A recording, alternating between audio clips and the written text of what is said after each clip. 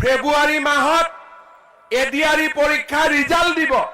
মাৰ্চত লগে লগে পুলিচ আৰু নতুন চাকৰি ৩৫,০০০ৰ আৰু এডভাৰটাইজ আমি লগে লগে উলিয়াই দিম আমি আমাৰ যুৱক শক্তিক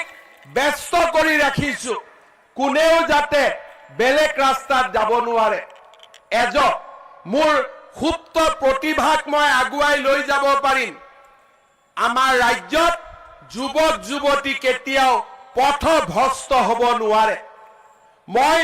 মুখ্যমন্ত্ৰী হোৱাৰ দিনাখন মনত সংকল্প লৈছিলো মোৰ দিনত মই কিবা কৰিব নোৱাৰিলেও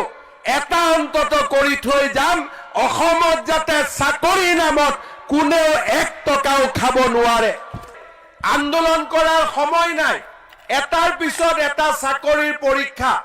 ইউনিভাৰ্চিটিত যাবলগীয়া হৈছে কলেজত যাবলগীয়া হৈছে